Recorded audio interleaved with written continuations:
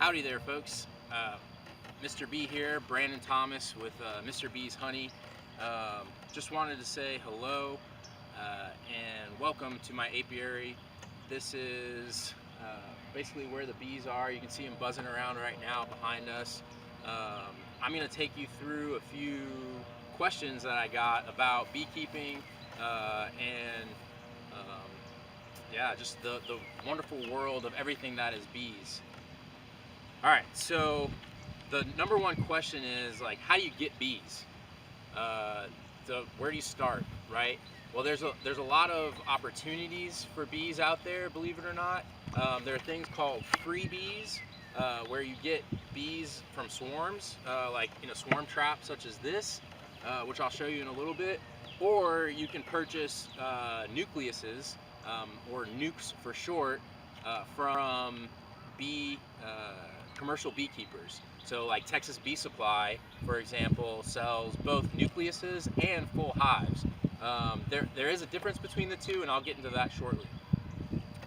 Okay, so you want to buy bees and you're wondering what's the difference between buying a full hive or a nucleus or trying to trap your own bees. Well, it's the amount of effort you have to put into it, really, and how many you're going to get. So you have to look at your goals in beekeeping, which we'll talk about later, and whether or not you're going to be a large commercial operation or a smaller agricultural operation, or if you just want to be a hobbyist. I started out as a hobbyist with one hive, and now behind me you can see I've got about 9 and counting. So it comes and goes, they fluctuate, and it's kind of like chicken math, it's bee math, right? There is something called bee math for sure. So you want to buy a nucleus. That's about 5 frames, so it's about 3 frames, and a frame of bees is going to look something like this. All right, this is an empty frame. It's a shallow, right? So it's very, very short, and we've got longer ones that I'll show you here shortly. But basically, you're going to get 3 full of brood, which are the larvae of the bees, close to about 5,000 or so bees, and 2 frames of food on either end, okay? And then it'll be in a box about this size, a nuke box. They'll be full of bees, and you'll basically go right into installing them into your own hive with extra frames, and they'll fill those out over time, over about a month. All right, so 3 to 4 weeks to get them going, depending on when you get the bees. Now, if you buy a hive box, that should be 10 frames. So you're actually going to get 8 frames of like brood, anywhere from 6 to 8 frames of brood, and then food for all of those bees. The nurse bees, the different types of bees. There's a lot of different types of bees. I won't get into that today because then we'll just be here all day, and I know you want the fast and the furious. All right, so you have bees. You purchase them. They range anywhere from $150 for a nuke, all the way up to $300 to $400 for a full hive. So it depends on, again, your budget. How many nucleuses are usually more cost advantageous, unless you're going to go trap swarms, but that could take literally forever. And I have a book. I always recommend books. I mean, this is a class that you're taking, right? So there's going to be textbooks involved. Honeybee Democracy is a wonderful book. It's Honeybee Democracy. It sounds crazy, but it's all about swarms. Literally, Dr. Tom Seeley has devoted his entire life to beehives and swarming behavior. So if you want to know the ins and outs of bee behavior and that interests you from the colonial perspective and how they make decisions, who's actually in charge, because it's not the queen, there's a lot of information in there. So yeah, I would definitely recommend that if you're interested in that swarming type behavior. Now, where do I put bees when I have them? Okay, I'll tell you, this is specifically for a Texas environment. I'll tell you, you want them in full sun. I know it gets hot here. What, why, when? Okay, don't worry about it right now, but needless to say, full sun. All right, that's gonna decrease the small hive beetle population, which we're not gonna get to today, just because we're not gonna be able to get into viruses, diseases, and all of those things that potentially plague livestock, all livestock, such as bees. All right, so you want to put them in full sun. You'll hear that people say you want them facing south, southeast, right? That's in order for them to get the maximum amount of sun throughout the day. They'll warm up from early morning. They'll get most active around 10ish, all the way up until the evening period around sundown. They're very, they run on a nocturnal clock with the sun. So when they warm up to a certain temperature, they'll be out buzzing around. But anything under about 58 degrees, they're not going to be that active. So anyway, let's move on to what do they eat or what do they need, right? Well, you got to make sure that you have the number one thing people don't really think about is water, a water source. You need a water source for your bees. And you know, some people ask, this kind of goes into how much land do I need for bees? You don't necessarily have to have your own water source. What you do need is for the bees to have access to water within about 100 yards, right? You want them to not have to travel too far to get their water and back to their hive. So a good water source that's there year round. Food, right? And there's I really I can't get into all of the plants and everything that you can go into, but by season, you know, you can get books like the Beekeeper's Bible that goes into exactly what species that you want to plant that are particularly good for here, right? Like mesquite, for example. Clovers are awesome in the early spring for bees. Yeah, so there's tons of plants, and we'll get into that in a little bit. But you don't necessarily have to go out and have, you know, Morgan Freeman money and do the whole landscape, right? Like, not beekeepers can't do that. What I do is I grow my grass and wildflowers out. My neighbors don't mind. They love the bees, thankfully, and they get a lot of pollination out of it from their greenhouse. And you know, it's a cycle of life. So we'll get into that too if we need to. But I'm going to move into land-wise, like what I was saying about space. You really don't need a whole lot of space. You don't want your bees closer than about 20 yards from where like humans are going to be moving in and out on a lot of movement. As you can see, I'm about, I don't know, like 6 or 7 feet from this hive right now. And then there are bees like literally right here next to me. They don't bother me when I don't have a bunch of hot hives. There's a lot going on. I'm not in my hives right now. Sometimes I'll come and have coffee with my bees because you just like to watch and see what they're doing. But in terms of space, I'm on about 3 acres here, and I've got 9 hives. You know, if you're getting into the agricultural exemption, it's not technically an exemption. It's an agricultural valuation on your land. If you're doing bees for that, it's different by county, and so you have to do your research or talk to people that know what they're doing, i.e. mentors. And how do you get those? That's a hard question, right? There's a lot of people who don't want to take the time, or they don't have the time to take to properly mentor you into the education of beekeeping. Get onto, believe it or not, Facebook groups. Have local bee clubs on the Facebook groups, and then you can figure out, like here in Collin County, there's the Collin County Hobby Beekeepers Association.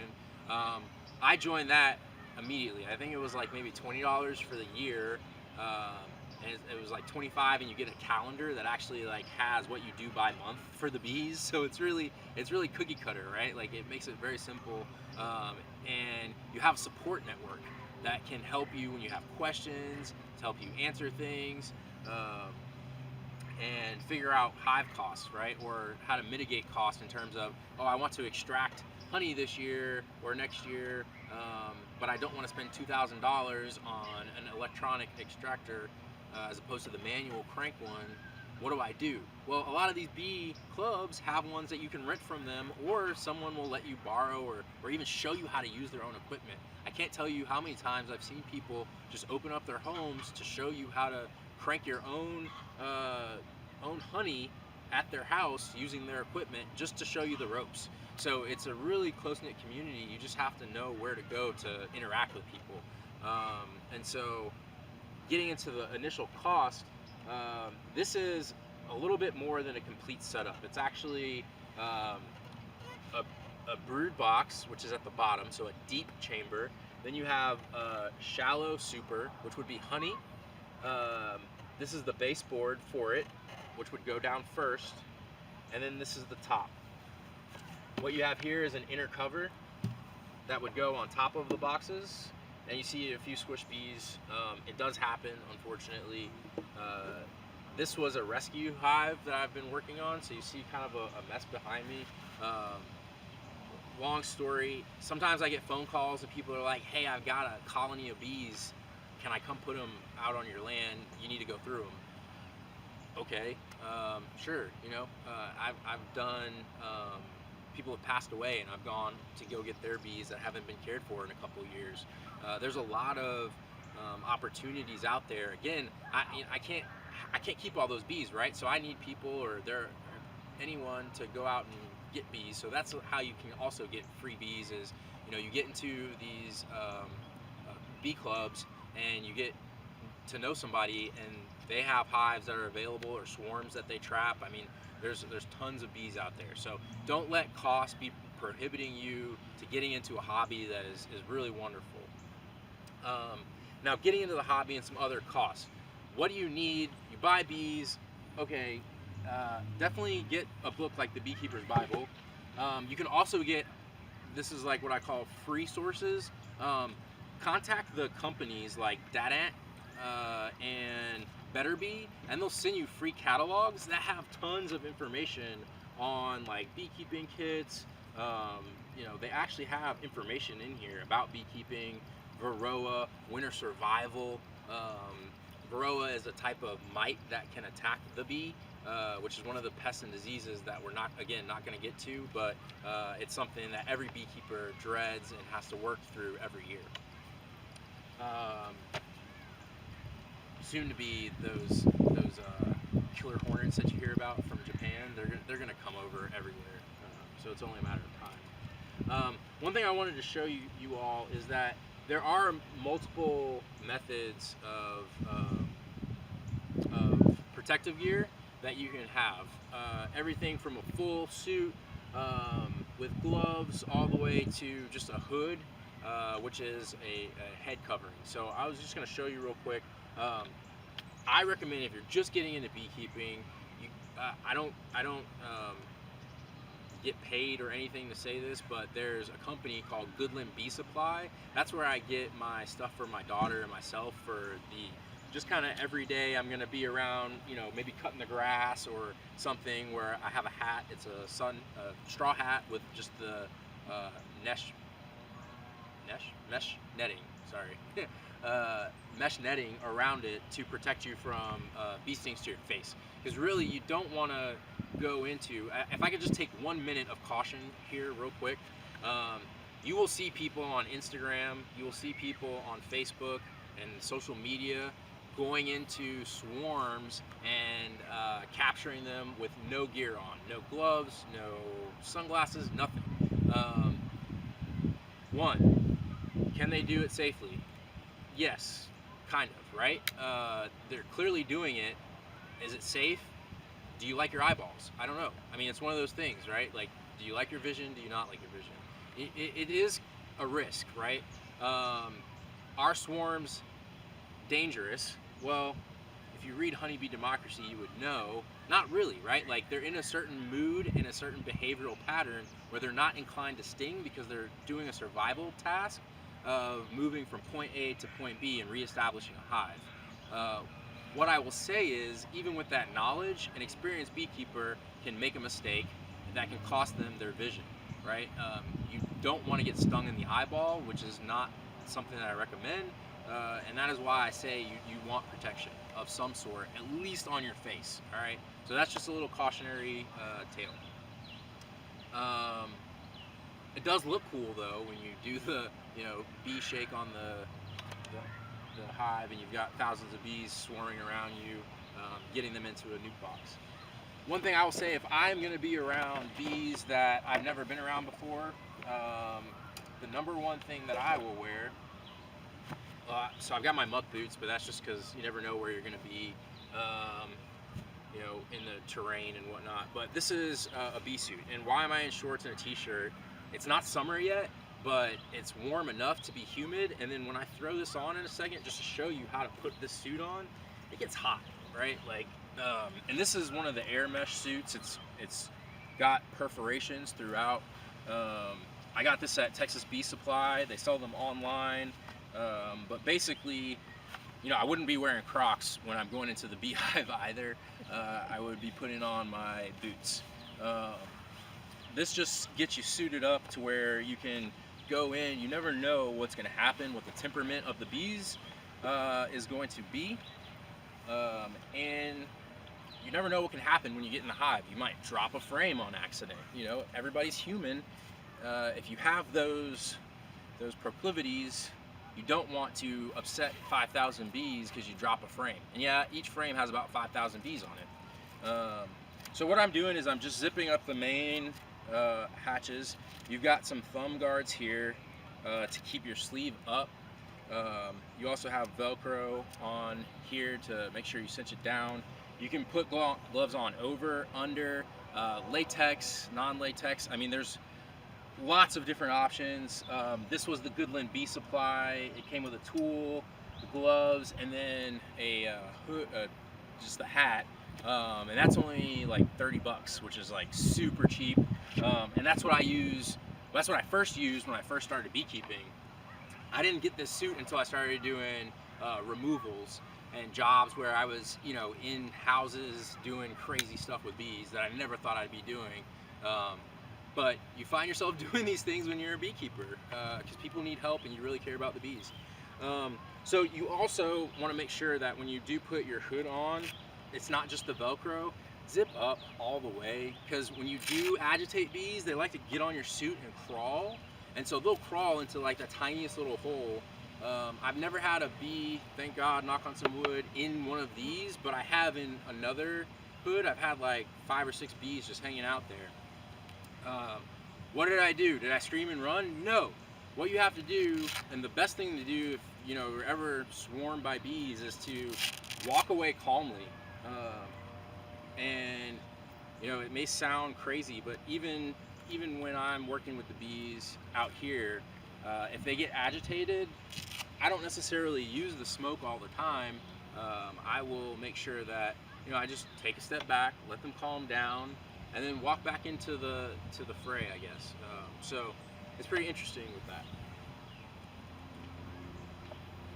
Okay. Now, if you don't have one of these suits, what would you wear? Well, you can wear like sweatpants, sweatshirt. I used to wear some like running pants.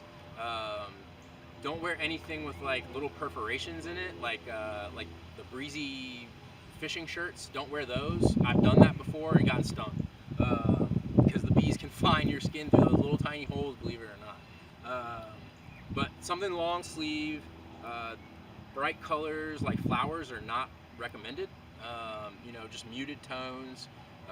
Don't wear black, right? Don't ever wear black. There's a reason these suits are white. Bees' natural predators are bears, so over time they've evolved to not like black objects around their hives.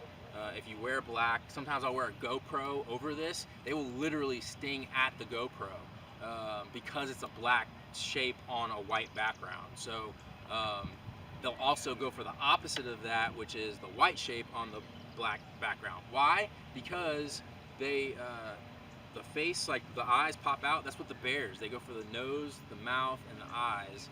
So you'll see people with like stings around their face sometimes. Just gotta be careful. I mean, I could get popped right now by an angry bee just because she doesn't want me right here, you know? And they're wild animals, so just remember that. Okay, so we've gone over what to wear. Do you need a smoker? Yes, get a smoker. What does a smoker do? A smoker basically allows you to calm the bees down. Does the smoke make them peaceful and like Shangri-La? No. What it does is it replicates a fire and it puts them in a survival behavior pattern to go eat and gorge themselves on honey so that they can escape if the fire continues. You know, I had to wrap my mind around that the first time. Like, man, that's kind of mean. But it's a good way to get them, the guard bees, from looking up and out, down, just temporarily. Then the smoke clears. There's no pheromones. They haven't released any attack, signals. And then you can start to work them slowly, right? Like if you've got bees that you're comfortable with, you'll understand how to work them and when they need more smoke or less smoke, right? You can get all sorts of different types of smokers. One of the hardest things you'll find is keeping your smoker lit. There are tons of YouTube videos on that. I recommend you go check them out because you don't have to buy smoker fuel, but you definitely want to know how to start a fire and keep it lit in a closed container. That's something that I've spent many, many times doing, and if it goes out on you when you need it in the middle of a job, it's really tough to get it lit again with your gloves and lighters and all sorts of stuff. So I just recommend you check out a YouTube video. That'll help you out. Okay, I did talk about the mentorship and extractions. How much honey will you get in the first year? That's probably the last question we'll cover today. I'm very conservative when it comes to beekeeping. I think the bees they definitely need honey. They need about 40 pounds, 20 to 40 pounds of honey going into the winter. So a hive should weigh about 80 pounds going into the winter. That's enough food for them to basically give them the glucose that they need from the honey, the sugar from the honey, to vibrate their wings to stay warm and keep the queen warm over winter.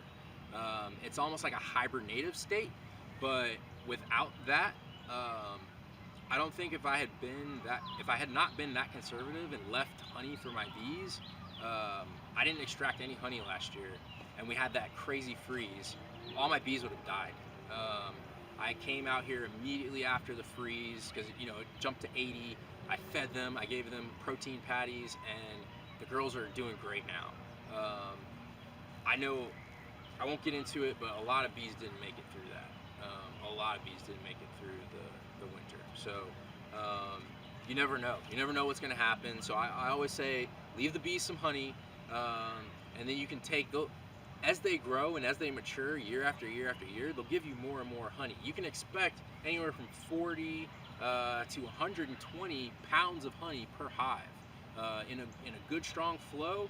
Each one of these boxes, so like that hive right there has two. I'll go show you real quick. They've got two supers, and this is a deep. So there's a deep super up here. There's a shallow super. Sorry. Okay, so I just wanted to show you really quickly this full hive right here. Probably weighs a good 100 pounds right now. Maybe a little bit more. It takes two people to lift the whole thing and get it into place. This box, one of these boxes, this is a deep super full of honey. This is a shallow super full of honey. This weighs about 20 pounds. This weighs about 45 pounds. When they're full of honey, 10 frames. You see different equipment around me. I've got different styles of hives. That's another kind of lecture for another day. It really depends on the goals of beekeeping, which is what we're going to get into in the next video. Kind of your plan of action, how you do the beekeeping in terms of production of the livestock aspect, produce, like producing wax, balms, creams, like are you going to get into that, cosmetic side of the house, or are you going to do the traditional honey, or go livestock and sell queens? There's really a lot of different things you can do with bees as a livestock, so they're very versatile, and once you have bees, you can always make more bees, so it's one of the great things to do. What you'll see here, I don't know if it's in the shot, down at the bottom, they're just taking some honey off of comb that fell off from another hive. So that was the rescue, and I'm basically recycling back into the bees. So we don't ever waste the wax, we don't waste the honey. I'm not taking it, again, giving it to the bees that need it for the resources as they wait for the flow to start, which should happen in about a week or two once this rain clears out of here. Howdy there, guys. This is Brandon here again, Mr. B's Honey. Just wanted to show you one of the other protective the other protective gear that you can use. This is a hood setup. My daughter and I use these. She's 6, and she loves to come out and do bee things with me as my little bee apprentice, as she calls herself. So we switch between these little guys, which have underarm straps just to keep the netting down around your neck. Uh, and these are great too, especially when it's hot outside. If you want to just go with a t-shirt, not t-shirt, but a long sleeve shirt and pants when you're going in the dead of summer, if you have to, for whatever reason, in the middle of the day. Most of the bees will be out foraging, so you can go in the hive with some smoke, long sleeves, and something like this in the summertime, and it's not terrible. It's still hot because you're in this hat, but it's not terrible. So I just want to show you that a lot of companies make these. The set you can get for like $30 is from Goodland Bee Supply.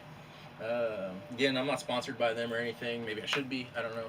But there's also like these Amazon bee suits. Like I used to get these, but I ripped them so much that I stopped. They're like $40, and I just was wasting so much money on them. And then I found this company, and these are so much better. But it's basically just a white top with a hood. So this is my daughter's.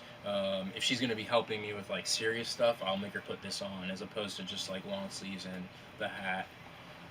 So I just wanted to show you guys those other options as opposed to the full bee suit like I was showing you earlier behind me. Okay, so why bees? Why bees? What are we doing with bees? Why did you pick bees? Are you doing it for agricultural reasons? Are you doing it for the honey, the beeswax, selling nucleuses as livestock? Or are you queen rearing? I mean, all 5 of those are different things that you can do with bees, right, on the production side. So, there's the sustainability aspect of it in terms of what we covered outside, like how do you care for the bees, where's the water, location. You'll do some hive management. There's inspections that we're going to get into, because the type of inspection that you do is going to be dependent on, again, your goals and what you're trying to accomplish with your bees. Everything that we're going to talk about, hive type selection, how do you make your plan for the year? There's some things that every beekeeper has to do annually, especially because of things like the Varroa mites. You have to treat your bees for Varroa.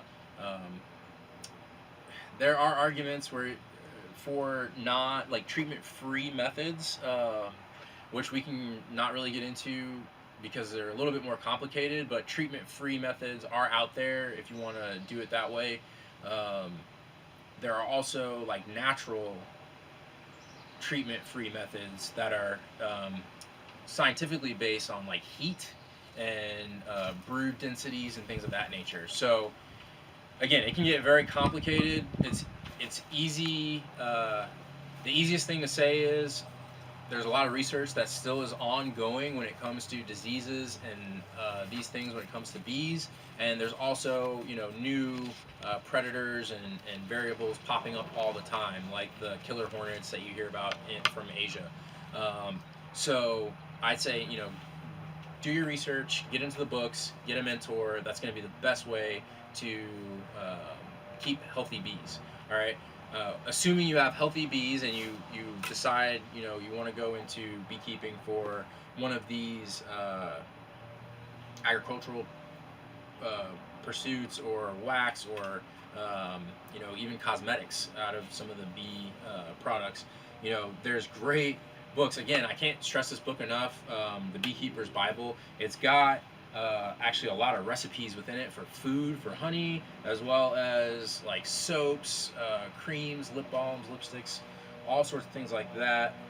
And I just mention it because there's an added cost to those things, right? Because you can get these magazines that go into kits, right? So you can get kits if you're really into crafting. Even honey, right? Selling honey. What kind of jar do you want? Do you want glass? Do you want plastic? Do you want squeeze top? Do you want pop top? Like, What are you doing? Are you selling comb honey? There are comb honey systems. I'm doing that. It's a little bit more lucrative because it's like boutique-y. Uh, and people like that type of thing. So you really have to decide what is up your alley when it comes to your bee goals. Uh, I'll briefly cover like the hive types. The hive types there are, other than Langstroth or a horizontal hive, um, you know, you'll hear like flows and all these different types of hives. You saw the Apame hive, the insulated hive that I have. Those systems. Every beekeeper is different. Every beekeeper has a different threshold. One of those Apame hives, for example, is about $190, whereas a hive box setup with like two deeps, the top lid, everything that you need for the bees, including the frames, is about $150, and that's a wooden version. So you're talking $40 difference, and I much prefer the things that come along, the features that come with the other hive. So as a beekeeper, that's my preference. I have used flow hives before. They are very, very expensive, and as a hobby beekeeper, it's not bad, right? If you're gonna have one or two hives, but if you're a commercial beekeeper, it's not worth your time. Just straight up. I mean, I'll be honest with you. It's a lot of work to get the bees into the flow section, and then once you do get them into the flow section, you have to sit there and drain each subsequent compartment while you're out there. So like it does have some benefits to it if you're doing small batch stuff. But again, if you go back to the last video, are you taking honey in your first year? I would recommend you don't. Some people will take honey and then feed the bees all winter, which is something that you can do as well. Just understand that when you feed bees, what they're storing and dehydrating is sugar water and not nectar. So it's not honey, it's glucose in water, sucrose in water. So it's still good for the bees. Like they can use it. You can give them probiotics. I mean, there's all sorts of things that you can do for good gut health. And again, I can't go into every single little thing because we'd be here for hours. But I can tell you that there are different hive types. Different sizes. You saw some 10 frame systems. I prefer 8 frame systems because they're lighter when you have them full of honey, and I've got health issues. So some people who are older beekeepers eventually go to like 8 frame equipment as opposed to 10 frame because it's lighter. It's not magic. You will find some interesting things, and I'll give you a little tidbit. There's the Fibonacci sequence and the numbers. 7 is really important, and so I run 7 frame systems or like 8 frame systems because of that and the bee space. I might be crazy, I don't know, but it seems to work, and there's a lot of like textual backup to that. One thing I'll say again, moving into hive type, like the long Langstroths or a long hive, like you can have a long hive that's a top bar versus a Langstroth. I mean, there's different types of long hives, but the concept of a long hive is one, ease of management for the beekeeper because you're doing things horizontally as opposed to vertically. You're not having to lift as much. So again, if you want to beekeep and you have arthritis or some type of bad back issue, hips, whatever, you can still beekeep. You just have to look at different options for yourself. And can you do honey production? Sure. Can you do wax? Of course. Like you can still do the exact same thing. You're just doing it slightly different. And for every beekeeper, you'll have an opinion, and for every opinion, you'll probably have 5 or 6 different answers, right? Like it's the way beekeeping goes. You just kind of have to pick what works for you, and talk to a lot of different people, so you get a lot of information. Okay, guys, so I was talking about hive types, and there's one called a Langstroth hive, which is just kind of the generic hive that you have. They're 10 frame or 8 frame, and you can go vertical. So what you saw out back at the hive was vertical stacking of 10 or 7 frame boxes. I say 7 because the Apame are slightly different. They only have 7 frames versus 8 frame system, but you can put the 8 framers on top of the 7 with a little bit of work, right? Like we call it bee magic. You can do some bee magic, beekeeper magic. and some shims, and you learn so much being a beekeeper. It's like MacGyver, right? But that's all agricultural things, right? Outside. Okay, so there's something called I'm going to say this very slowly, a long Langstroth hive, right? Which is a horizontal as opposed to vertical hive. So what you're doing is each frame is just side by side across the length of the hive, and they're usually about. I mean, you can make them as long as you want, but just understand you got to move them. So most people make them. I'm gonna say like 10 to 15 feet long, and then they're about 16 inches deep. So it just looks like a trough almost with some people have nice roofs on them and like different things, paintings and stuff like that. So um, you can get people to build them for you, and if you're not inclined to build them yourselves. But what's good about them is you don't have to lift boxes up and down.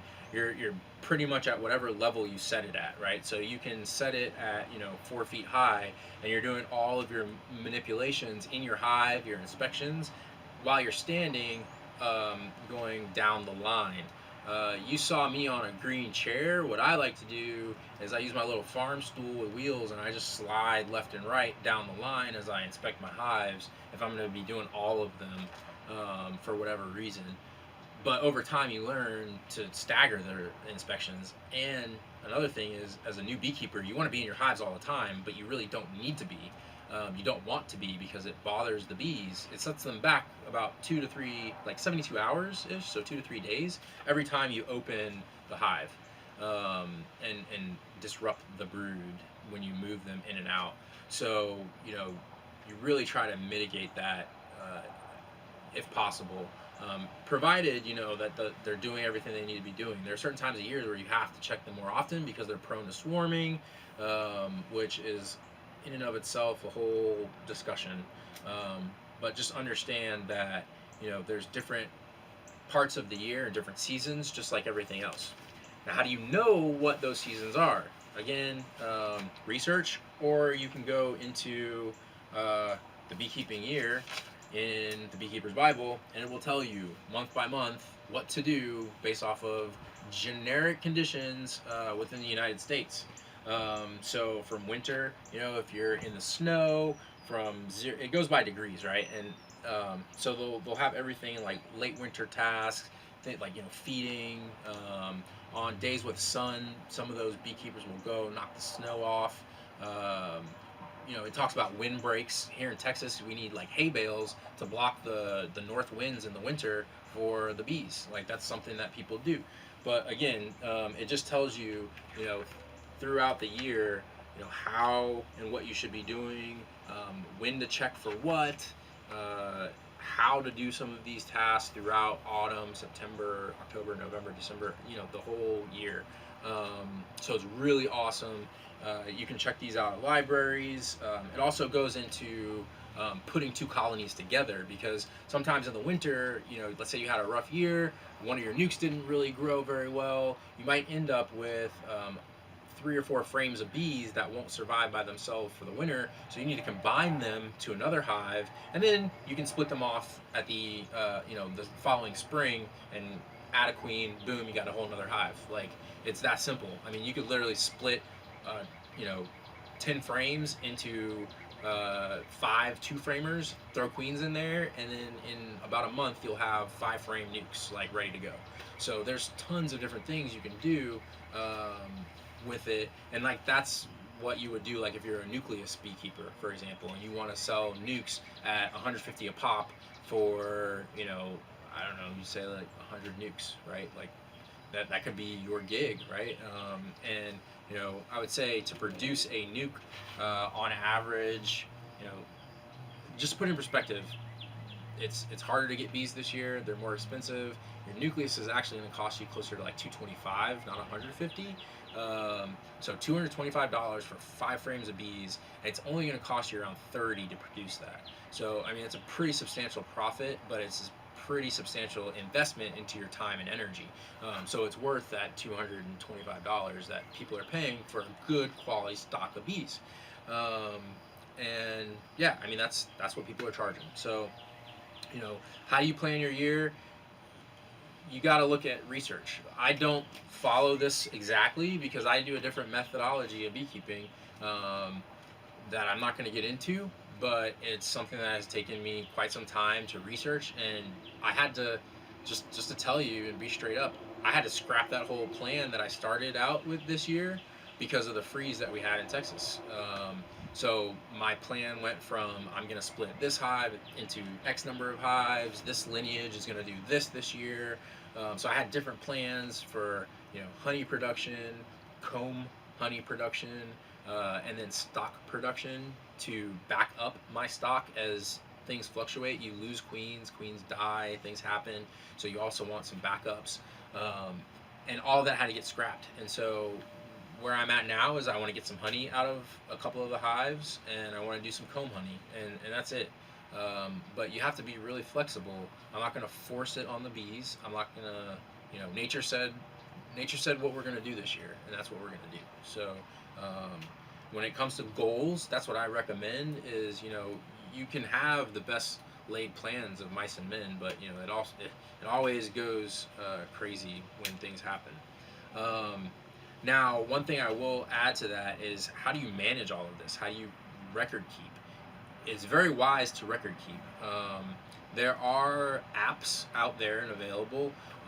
There's also technology out there has gotten so prolific. You can monitor your hives with Wi-Fi, the humidity, the vibrations. So there's actual algorithms of the bee vibrations, so you can basically know what they're communicating to each other, whether or not they're saying, hey, we're going to swarm, hey, we need more food, go do this. There's tons of different things that you can learn from the temperature, humidity, and the sonic sound of the vibration from the bees. So there are programs and apps that will digitize that and tell you what the bees are speaking, which is pretty cool. There's hive monitors with cameras now, that you can watch your bees all night. In fact, you should go look that up. You can go watch inside of beehives online, and it's pretty interesting if you're a bee geek like me. If you ever hear the term beak, like BEEK, it's short for beekeeper, like a term of endearment amongst each other, but I also think of it as bee geek. That's kind of who I am, like a bee. But yeah, the record keeping is important, and you can do it either digitally or analog.